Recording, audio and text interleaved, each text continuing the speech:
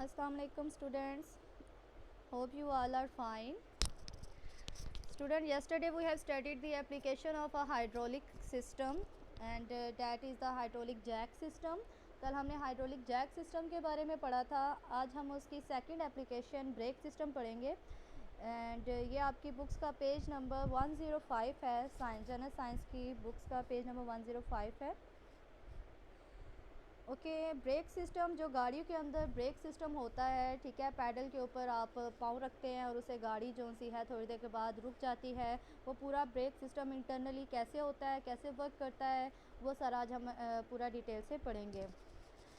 Okay, हमने पिछले अपने जो एप्लीकेशन पढ़ी थी हाइड्रोलिक जैक सिस्टम, उसमें हमने देखा था कि 2 सिलेंडर्स थे और उसमें 2 पिस्टन्स लगी हुई थी. एक स्मॉल सिलेंडर था, एक लार्ज सिलेंडर था. ठीक है, एक पिस्टन को आप स्मॉल पिस्टन को आप फोर्स लगाते हो और प्रेशर जो सा है वो लार्ज पिस्टन तक जा रहा था और लार्ज पिस्टन से ऊपर कोई भी हम हैवी बॉडी जो है उसको लिफ्ट कर रहे थे. उसी तरह यहाँ पर भी हमारे पास 2 सिलेंडर होंगे इस केस में. ठीक है, एक स्मॉल सिलेंडर होगा जिसको मास्टर सिलेंडर यहाँ पे कहा गया है. एक लार्ज सिलेंडर है जिसको यहाँ पे स्लेव सिलेंडर कहा गया है. उनके दरमियान में भी पाइप है. ठीक है, और इसके अंदर जो फ्लूइड इस्तेमाल हुआ है उसको ब्रेक ऑयल बोलते हैं. एक स्पेशल फ्लूइड है जो हमने इसके अंदर फिल करना है और उसको हम ब्रेक ऑयल बोलते हैं. और यहाँ पर एक्चुअली हमने काम क्या करवाना है, हमने एक्चुअली जो टायर है, व्हील है जो सा, ठीक है, उसके मोशन को रोकना है, उसको ब्रेक लगवानी है. यहाँ पे डिटेल से देखते हैं जी. सबसे पहले देखें, यहाँ पे आपको पैडल नज़र आ रहा है. पैडल के ऊपर प्रेशर लगाया जाएगा और नीचे देखें, सबसे पहले हमारे पास एक स्मॉल सिलेंडर है जिसको हम मास्टर सिलेंडर कह रहे हैं. मास्टर सिलेंडर के ऊपर एक स्मॉल पिस्टन लगाई गई है. ठीक है, जैसे ही पैडल के ऊपर से वो प्रेशर लगाएंगे, वो प्रेशर जो है इस पिस्टन के ज़रिए यहाँ पर पाइप के अंदर जो ब्रेक ऑयल है उसके ऊपर एग्जर्ट होगा. अब विदाउट एनी लॉस यहाँ से सारा का सारा प्रेशर जो है वो आगे ट्रांसफ़र होगा और यहाँ पर ये लार्ज सिलेंडर तक आ जाएगा. इस लार्ज सिलेंडर को यहाँ पे स्लेव सिलेंडर कहा गया है. लार्ज सिलेंडर का नेम है स्लेव सिलेंडर. इसके अंदर एक लार्ज पिस्टन लगी हुई होगी. ठीक है, और जैसे ही वहाँ से प्रेशर जो है स्मॉल पिस्टन से ब्रेक ऑयल के थ्रू आएगा तो ब्रेक ऑयल जो है इस लार्ज रीजन में आके लार्ज पिस्टन के ऊपर प्रेशर एग्जर्ट करेगा. ठीक है, ज़्यादा प्रेशर एग्जर्ट होगा फिर लार्ज पिस्टन के ऊपर. लार्ज पिस्टन के एंड पे यहाँ पर पैड लगा हुआ है. ठीक है, ये पैड जो सा है पीछे प्रेशर पड़ने की वजह से टायर के साथ यहाँ पे व्हील के साथ टच होना शुरू हो जाएगा. ओके, और जब ये पैड जो सा है रोटेटिंग व्हील के साथ रब होगा तो यहाँ पर फ्रिक्शनल फोर्स पैदा होगी. फ्रिक्शनल फोर्स क्या होती है हमारे पास, एक ऐसी फ़ोर्स जो चलती हुई चीज़ों के मोशन में अपोजिशन करे, मतलब चलती हुई चीज़ों को रोक दे. ठीक है, वो हमारे पास फ्रिक्शन होती है. कोई भी चीज़ जो मोशन में होती है उसके मोशन में जो रुकावट पैदा करे वो फ़ोर्स हमारे पास फोर्स ऑफ फ्रिक्शन कहलाती है. सो यहाँ पे जो ये पैड है ये बार बार जब इसके साथ ये डिस्क के साथ ये टच होगा तो ये इसकी स्पीड को आहिस्ता आहिस्ता स्लो कर देगा और उसके बाद ये टायर जो सा है बिल्कुल रुक जाएगा, व्हील जो है वो रुक जाएगा. ठीक है, इस तरीके से यहाँ पर ब्रेक्स अप्लाई की गई हैं. Let's read the paragraph. Brake system in the car is another example of a hydraulic system. Figure 7.4, ये फिगर 7.4 को आप यहाँ से क्रॉस कर दें.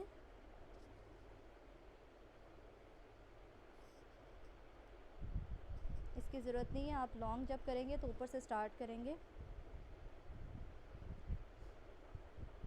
This consist of a pipe and 2 cylinder. आपके ब्रेक सिस्टम में हमारे पास एक पाइप है और उसमें 2 सिलेंडर्स हैं. It is fitted with a special fluid called brake oil. Okay, it is filled with, हम इसको पूरी तरीके से ब्रेक ऑयल से फिल कर देंगे. At one end of the pipe there is a cylinder fitted with the small piston called the master cylinder. इसके एक साइड पे हमारे पास एक स्मॉल पिस्टन लगी हुई है और वो जो सिलेंडर है उसको मास्टर सिलेंडर कह रहे हैं. The small piston is connected with the brake pedal. Small piston को ब्रेक के पैडल के साथ कनेक्ट किया गया है. At the other end of the pipe there is a second cylinder fitted with a large piston called slave cylinder. Okay, दूसरी side पे यहाँ पे हमारे पास एक बड़ा पाइप की दूसरी साइड पर एक बड़ा सिलेंडर कनेक्टेड है और उसको स्लेव सिलेंडर कहेंगे. नेक्स्ट वो कह रहे हैं when small piston is pushed into the master cylinder by applying a small force on a brake pedal the pressure thus produce is transmitted without loss to the slave cylinder. Okay, जब आप यहाँ पर small piston को push करेंगे master cylinder के अंदर, pressure pipe के through यहाँ से स्लेव सिलेंडर तक आ जाएगा और विदाउट एनी लॉस, यहाँ पे कोई भी प्रेशर का कोई भी लॉस नहीं होगा। The large piston in the slave cylinder is pushed out with a large force. अब जो लार्ज स्लेव सिलेंडर है, इसके अंदर जो लार्ज पिस्टन है हमारे पास, वो एक आउटवर्ड लार्ज फोर्स लगाएगी, किसके ऊपर, इस पैड के ऊपर, ठीक है। It then pushes the brake pad out to make it rub against the moving wheel. उसके बाद ये मूविंग व्हील को रब करेगा बार बार पैड, और उससे उसकी स्पीड कम होते होते बिल्कुल स्टॉप हो जाएगी। लास्ट लाइन है जी पैराग्राफ की, in this way large frictional force is produce which stop the running wheel. इस तरीके से एक लार्ज हमने फ्रिक्शनल फोर्स प्रोड्यूस की है जिसने एक चलते हुए व्हील को रोक दिया है। सो ये आपका कंप्लीट लॉन्ग क्वेश्चन आएगा, what is a brake system and how it works. इसमें आपने पूरा ये लॉन्ग लर्न करना है और इसके साथ इसकी ये पूरी आपने डायग्राम भी बनानी है। नेक्स्ट टॉपिक है हमारे पास gas pressure in a cylinder. Okay, आपको मालूम है कि गैस जो से होते हैं हमारे पास, उसमें पार्टिकल्स जो होते हैं वो एक दूसरे से ज़्यादा डिस्टेंस पर होते हैं as compare to the solid and a liquid.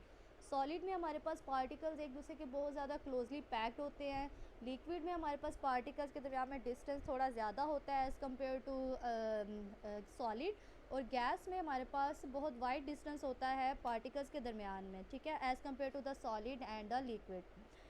अब हमें यहाँ पे वो बता रहे हैं कि अगर हम एक कंटेनर के अंदर गैस को फिल कर देते हैं, एक क्लोज कंटेनर है आपके पास, तो उस कंटेनर के अंदर गैस का क्या कोई प्रेशर होगा, ठीक है, उसके बारे में हम पढ़ेंगे। Molecules of a gas in a container are in a continuous state of a random motion in all direction। अब गैस के वो मॉलिक्यूल जो आपने किसी भी कंटेनर के अंदर गैस फिल कर दी है, उसके मॉलिक्यूल हर वक्त in the state of random motion है, ठीक है। रैंडम मोशन मतलब कोई खास डायरेक्शन नहीं है, वो किसी भी तरफ मूव कर सकते हैं। During their motion they collide with each other and with the walls of the container. अपनी मूवमेंट्स के दौरान, अपने मोशन के दौरान मॉलिक्यूल्स एक दूसरे से टकरा रहे होते हैं और साथ ही साथ वो वॉल्स के साथ भी टकरा रहे होते हैं। जो सिलेंडर है हमारे पास, उसकी वॉल्स के साथ भी वो कंटिन्यूसली टकरा रहे होते हैं। नेक्स्ट वो कह रहे हैं जी, gas molecule colliding,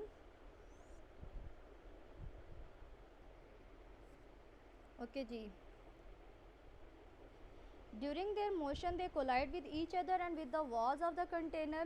Gas molecule colliding with the walls of the container exert force on the walls of the container and thus produce pressure। Gas के वो मॉलिक्यूल जो दीवारों के साथ टकरा रहे होंगे, वो दीवारों पे प्रेशर लगा रहे हैं, ठीक है, और उनके ऊपर फोर्स लगा रहे हैं, बार बार उन पर टकराने से उनके ऊपर फोर्स लगा रहे हैं और वहाँ पे प्रेशर प्रोड्यूस कर रहे हैं। इस तरीके से एक कंटेनर के अंदर जब हमने गैस फिल कर दी है, तो वहाँ पे जो प्रेशर प्रोड्यूस हो रहा है वो दो तरीके से हो रहा है। एक तो वो मॉलिक्यूल एक दूसरे को टकरा रहे हैं, टकराने की वजह से, रैंडम मोशन की वजह से वो जाके वॉल्स के साथ टकरा रहे हैं, ठीक है, और वो उनके ऊपर, वॉल्स के ऊपर फोर्स लगा रहे हैं और वहाँ पे प्रेशर एक्सर्ट कर रहे हैं। If the volume of the container is decreased for the same quantity of the gas, the distance between the particles also decrease। अगर आप ऐसे करते हैं कि जो साइज़ आपके पास ये यहाँ पर दिया हुआ है क्यूब का, कंटेनर का, इसको आप स्मॉल कर लेते हो, ठीक है, यानी आप इसके वॉल्यूम को कम कर लेते हो, तो अब जितने भी इसके अंदर गैस के मॉलिक्यूल्स हैं वो एक दूसरे के करीब करीब आ जाएंगे। जब वो एक दूसरे के करीब करीब आ जाएंगे, अब वो एक दूसरे को ज़्यादा कोलाइड करेंगे क्योंकि उनके दरमियान में अब डिस्टेंस भी कम हो गया है और उनका कोलाइजन आपस में भी बढ़ेगा और दीवारों के साथ भी वो ज़्यादा कोलाइड करेंगे। सो लिहाजा अगर हम इसका वॉल्यूम, इसको ये स्पेस कम दे देते हैं मॉलिक्यूल्स को मूव करने की, तो वहाँ से हम इसका प्रेशर इंक्रीज़ कर रहे हैं, ठीक है। यहाँ पर अगर कंटेनर का वॉल्यूम हम डिक्रीज़ कर देते हैं, तो अल्टरनेटिवली यहाँ पर जो प्रेशर होगा गैस का वॉल्स के ऊपर, वो इंक्रीज़ हो जाएगा। As a result the gas pressure increase. इस पूरे पैराग्राफ में हमें बता रहे हैं कि किस तरीके से अगर आप वॉल्यूम को यहाँ पर डिक्रीज़ कर देते हो, तो मॉलिक्यूल्स एक दूसरे के करीब करीब आ जाएंगे, उनके पास एक दूसरे से कोलाइड करने के बाद वो एक दूसरे की को पुश करेंगे और वॉल्स के साथ ज़्यादा टकराएंगे, जिसकी वजह से फोर्स ज़्यादा एक्सर्ट होगी और ज़्यादा प्रेशर जनरेट होगा यहाँ पर। नेक्स्ट एक सिचुएशन यहाँ पे हमें बता रहे हैं जी नेक्स्ट पेज पर कि किस तरह से आप प्रेशर बढ़ा सकते हो। If the gas pressure can also be increase by adding more gas in the container. अगर आप उसी साइज़ को कंटेनर का वही साइज़ लें लेकिन अब उसके अंदर आप गैस की क्वांटिटी को बढ़ा दें। अगर आप गैस की क्वांटिटी को बढ़ा रहे हैं, ज़्यादा गैस डाल रहे हैं, तो नंबर ऑफ़ मॉलिक्यूल्स भी ज़्यादा हो जाएंगे। जब नंबर ऑफ़ मॉलिक्यूल्स ज़्यादा हो जाएंगे तो उनके पास अब स्पेस कम है, ठीक है, अभी भी वो एक दूसरे के क्लोज़ होते जाएंगे क्योंकि नंबर ऑफ़ मॉलिक्यूल्स बढ़ रहे हैं उसी स्पेस के अंदर। तो अब वो उनके दरमियान में कोलिजन भी वहाँ से इंक्रीज़ होंगे और अगेन वो वॉल्स के ऊपर ज़्यादा प्रेशर एक्सर्ट करेंगे, ठीक है। इस तरीके से भी फोर्स ज़्यादा लगेगी दीवारों के ऊपर, वॉल्स के ऊपर कंटेनर की, और मोर प्रेशर एक्सर्ट होगा। सो नेक्स्ट जो आपने आज हमने टॉपिक किया है gas pressure in a container, ये भी आपने कंप्लीट यहाँ से करना है learn. How we generate a gas pressure in a container, इसके मैं क्वेश्चंस भी आपको रिटन फॉर्म में लिख के तो वो भी मैं आपको पेजेस सेंड कर दूँगी, ठीक है। ये आपने पूरा कंप्लीट टॉपिक करना है और इसके साथ में हमने ये डायग्राम भी करनी है। इनमें बस ये आपने फिगर पॉइंट 7.5 ये फिगर की लेबलिंग नहीं करनी होती बीच में। ओके जी, अल्लाह हाफिज़।